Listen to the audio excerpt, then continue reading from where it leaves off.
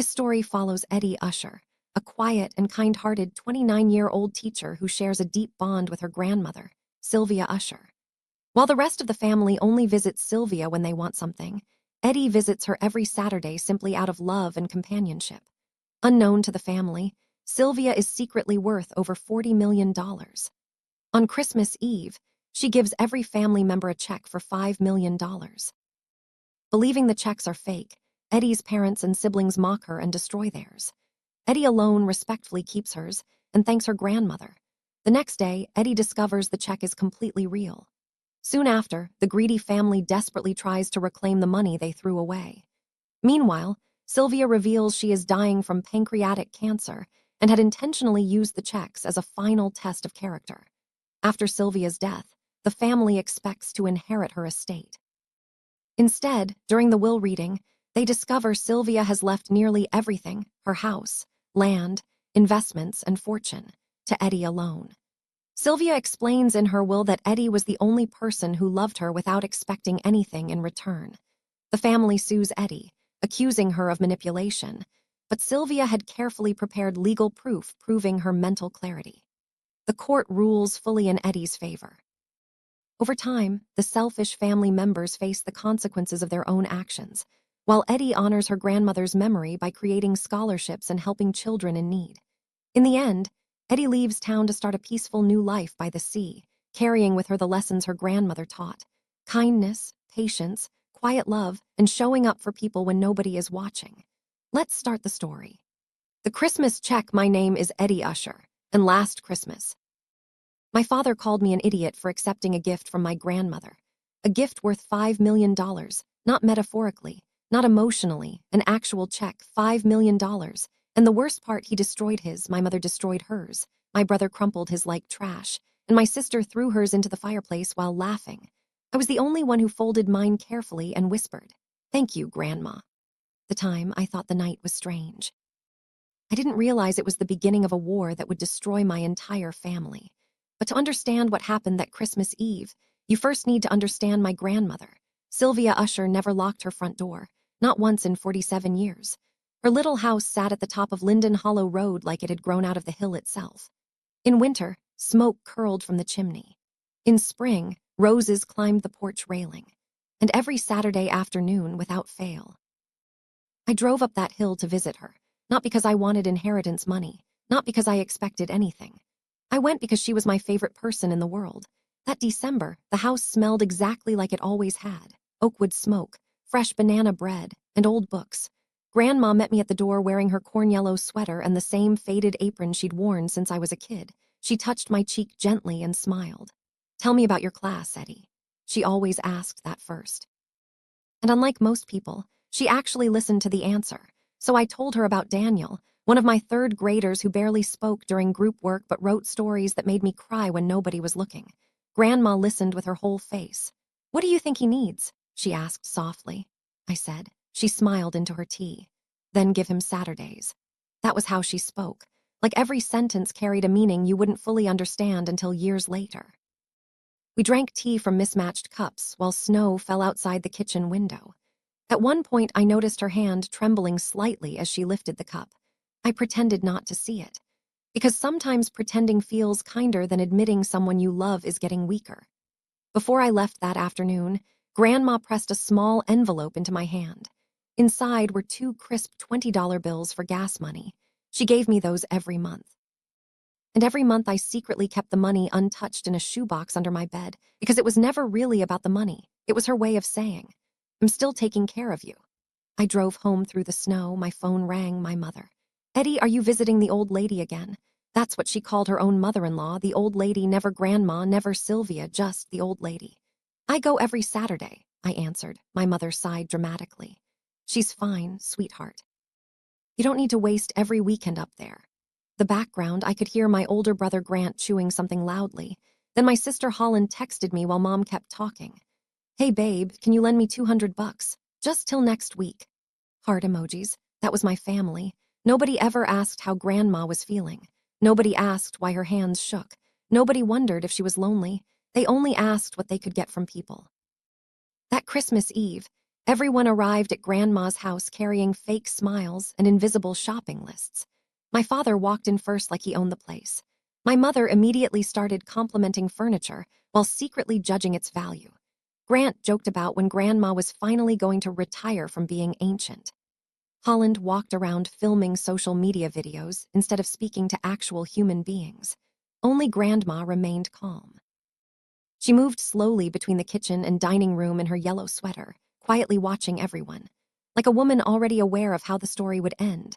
Dinner was loud, too loud. Forks clattered, wine glasses knocked together, people talked over one another. And through it all, Grandma stayed mostly silent. Then finally, after dessert, she stood up carefully beside the table. The room slowly quieted. "I have something for each of you," she said. From beside her chair, she lifted a small wooden box. Inside were 5 cream-colored envelopes. One by one, she handed them out around the table. Mine came last. When she placed it beside me, her fingers rested briefly on my shoulder, almost like reassurance. My father opened his first. Of course he did. I watched his face shift from curiosity to confusion to irritation. Inside was a check, $5 million. My brother burst out laughing. "Grandma, what is this? Monopoly money." Holland held hers up to the light and giggled. My father snorted coldly. "It's fake, don't be stupid." Then he dropped the check onto his plate, letting gravy soak into the paper. My mother slowly tore hers in half. "Honestly, Sylvia, this isn't funny." Crumpled his into a ball and tossed it under the table. And Holland stood up dramatically, walked to the fireplace, and dropped hers directly into the flames while recording the whole thing on her phone. The paper curled black. $5 million turned to ash. And through all of it, Grandma never reacted. Not once. She didn't yell. Didn't defend herself. Didn't explain. She only looked at me, just me. So I picked up my check carefully, folded it once, slipped it into my purse, and quietly said, "Thank you, Grandma." For the first time that entire night, she smiled. Part 2. The bank manager's face. I barely slept that night. The snowstorm outside kept tapping softly against my apartment windows, and every few minutes I would look over at my purse sitting on the kitchen table. Inside it was a $5 million check. Sounded ridiculous even inside my own head. $5 million. My grandmother had always lived modestly. She drove the same old Buick for 15 years. She clipped coupons. She reused tea bags. Her house creaked whenever somebody walked too fast through the hallway. Nothing about her life looked wealthy. So by 2 in the morning, I had convinced myself my father was probably right. Maybe the check was fake. Maybe Grandma was confused. Maybe it was some strange joke I simply didn't understand yet. Still, something inside me kept remembering the way she had looked at me across the dinner table. Calm, certain, almost proud. And that frightened me more than the number on the check itself. The next morning, snow covered the town in a thick white silence. I drove carefully into Hollow Ridge with the heater barely working and my hands clenched around the steering wheel. The check sat inside my purse on the passenger seat like it weighed 50 pounds instead of a few ounces. I kept hearing my father's voice in my head. "Be an idiot." By the time I reached First National Hollow Ridge, my stomach hurt so badly I thought I might throw up in the parking lot. The bank looked exactly the same as always. Same brick walls. Same fake wreath hanging crookedly near the entrance. Same elderly security guard reading newspapers near the door. Ordinary. Completely ordinary. Which somehow made the situation feel even more unreal. Inside, the air smelled like printer toner and stale coffee. A few people stood in line cashing checks from Christmas gifts and holiday bonuses. Nobody knew I was carrying $5 million in my purse. Nobody would have believed it anyway. The branch manager, Benedict Strom, looked up from his office when I walked in. He had known me since I was 16 years old. He used to give me lollipops when Grandma brought me into town as a kid. "Eddie," he called warmly. "Merry Christmas." Christmas. I walked toward his office slowly. I just need to verify something. Motioned for me to sit. I took the check out carefully and slid it across his desk. For exactly 1 second, nothing happened. Then his face changed, not dramatically, not cartoonishly, just color drained from it. His eyes moved over the numbers once, then again. Then he looked at me very carefully. "Eddie," he said quietly, "where did you get this?" "My grandmother gave it to me last night." He picked up the check using both hands like it was fragile or dangerous. His smile disappeared completely. "Can you come with me for a moment?" Suddenly, my heartbeat became painfully loud. He stood quickly and led me through the bank, past the tellers, past the holiday decorations, past the vault to a small private office with no windows. Then he closed the door and locked it. That sound nearly stopped my breathing. "Mr. Strom, Please sit down. I sat. My fingers had gone cold. He looked at the check again before speaking. Eddie, have you read what your grandmother wrote on the back? I nodded slowly. For the one who still comes on Saturdays. He closed his eyes briefly, then exhaled. This check is real. I stared at him. I mean, legally real. It is completely valid. The room suddenly felt too small. I actually laughed a little because my brain didn't know what else to do. No, that can't. Your grandmother came in during November. Benedict interrupted softly. She moved funds into a separate account personally. I handled the paperwork myself. I blinked at him. Funds. He hesitated, then leaned back in his chair. Eddie, your grandmother is extremely wealthy. I honestly thought he had confused her with another customer. Grandmother lives alone in a little wooden house. Yes, she clips grocery coupons. Yes, she still owns a television from the 90s. You're telling me she has enough money to casually write $5 million checks. Benedict removed his glasses slowly. Then he said 4 words I would never forget for the rest of my life. She's worth over 40 million. Everything inside my head went completely silent. 40 million. My grandmother, Grandma Sylvia, who knitted scarves while listening to old radio stations. Grandma Sylvia, who gave me $20 for gas every month. Grandma Sylvia was a multimillionaire. I think Benedict kept talking after that, but my brain stopped processing sentences properly. Something about lawyers, estate planning. Documents, accounts. I only snapped back to reality when he pushed a glass of water toward me. You all right? No, I whispered honestly. He almost smiled at that, then his expression turned serious again. There's something else. Course there was. There were 5 checks issued, he said carefully. My stomach tightened instantly. He already knew. Family destroyed theirs. Yes, he answered quietly. I heard. I looked down at the table. Father threw his on a plate. Benedict winced. Sister burned hers. This time he actually closed his eyes briefly like the image physically hurt him. Then he looked back at me. You were the only one who kept it. I nodded. For a long moment he didn't say anything. Then he leaned forward slightly. Your grandmother asked me not to interfere no matter what happened at dinner. What? She said she needed to see something clearly before the end. A cold chill moved through me. Before the end. Not before Christmas. Not before New Year's. Before the end. Suddenly all the small things I had ignored rushed back into my mind. Her shaking hands, the tiredness in her eyes, the way she moved more slowly lately. The way she watched everyone at dinner like she was memorizing them. Something terrible settled in my chest. She's sick, I whispered. Benedict looked away, and that silence told me everything. I drove straight from the bank to Grandma's house. The roads were slick with ice, but I barely remember the drive. My thoughts kept spinning wildly. $40 million, 5 checks. Before the end, when I pulled into her driveway, smoke curled lazily from the chimney. The house looked peaceful, normal, like the center of the world. Grandma was sitting at the kitchen table when I walked in. She already had 2 cups of tea waiting. Of course she did. You went to the bank, she said calmly. I stared at her. You knew I would. You always verify things before believing them. It's one of your better qualities. I sat down slowly. My throat felt tight. Grandma, she looked at me gently. And for the first time in my entire life, I saw exhaustion behind her smile. Not weakness, not fear, just someone quietly running out of time. You're sick. I whispered. For a moment she said nothing. Then she folded her hands together on the table. Pancreatic cancer, she said softly, stage 4. The words hit me like a car crash, and suddenly nothing mattered anymore. Not the money, not the checks, not my family, nothing. I could only stare at her while the tea between us slowly released little curls of steam into the cold kitchen air. And Grandma simply reached across the table and held my hand, like she was comforting me instead of herself. Part 3. The secret SHE kept. I couldn't speak for almost a full minute after Grandma told me. Pancreatic cancer, stage 4. The words sat in the kitchen like another person at the table. Outside, snow drifted softly past the windows. Inside, the tea between us slowly cooled. And my grandmother looked strangely peaceful, not scared, not angry, just tired in a way that reached all the way down to the bones. How long have you known? I finally whispered. Since July.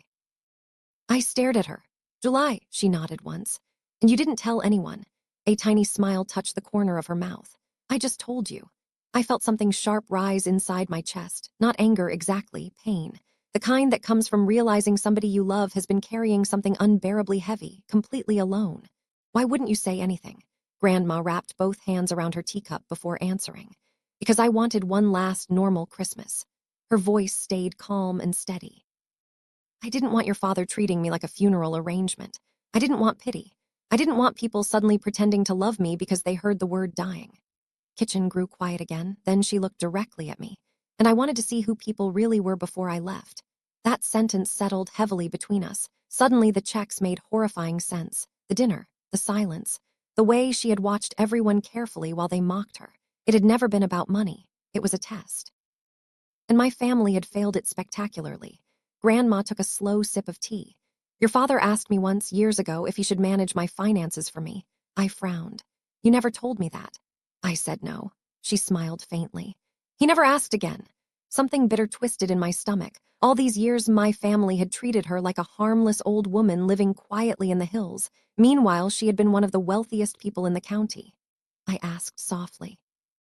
How did you even make that kind of money? That question made her laugh quietly, not loudly, just enough to warm the room a little.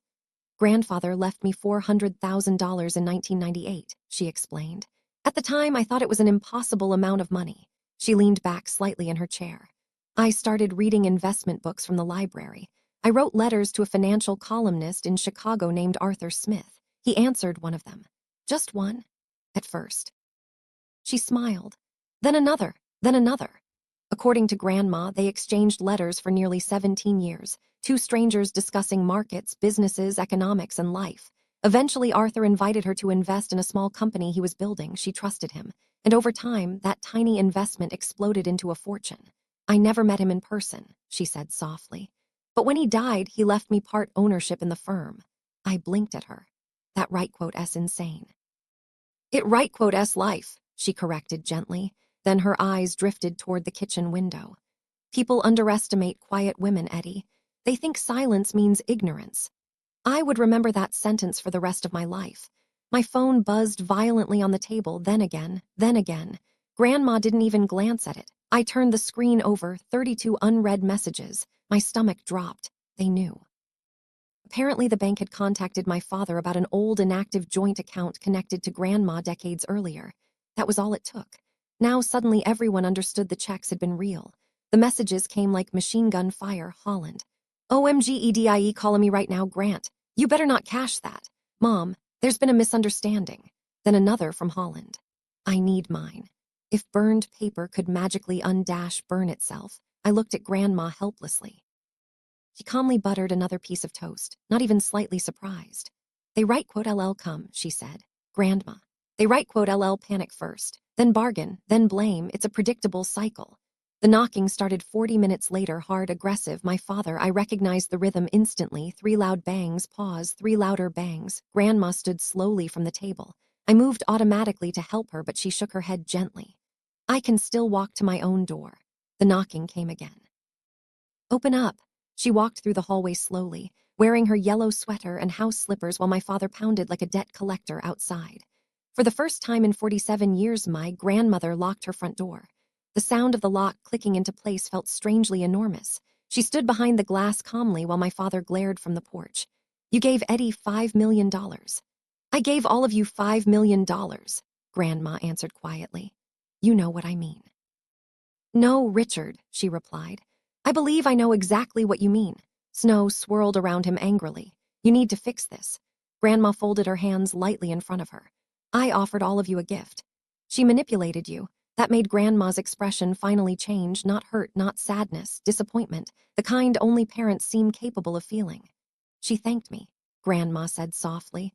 My father actually looked stunned for a second, as if gratitude itself had become suspicious. Mom, it right quote S the day after Christmas, she interrupted. Go home.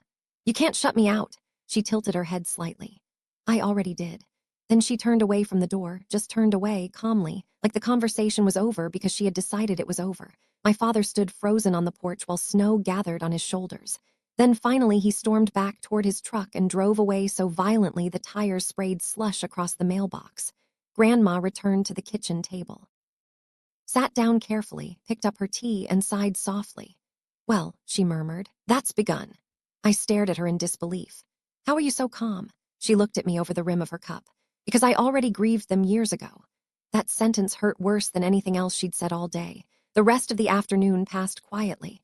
At one point, I helped her fold laundry while old jazz music played softly from the radio. Normal little things, tiny ordinary moments.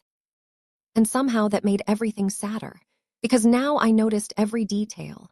The way she paused halfway upstairs, the way her breathing changed when she stood too long, the slight trembling in her fingers when she buttoned her sweater. The illness was everywhere once I knew how to see it. Before sunset, Grandma asked me something strange. Eddie, if you had $1,000,000, what would you do first? I laughed weakly through the heaviness in my chest. I honestly don't know. Try, I thought for a moment, then shrugged. Probably buy better supplies for my students. We're always out of dry erase markers. Grandma became very still, then slowly she smiled. Not a proud smile, not amused. It looked more like relief, like I had unknowingly given the correct answer to a question she'd been asking herself for years. That night before I left, she hugged me longer than usual, and just as I stepped onto the porch, she spoke softly behind me. You were the only one who came for me, Eddie. Snow drifted silently through the dark yard. I turned back toward her. What do you mean? Her eyes looked tired but peaceful. They all came tonight hopping to receive something, she said. Then she closed the door gently, and for the first time in my life, I realized my grandmother already knew exactly who would stay beside her until the end.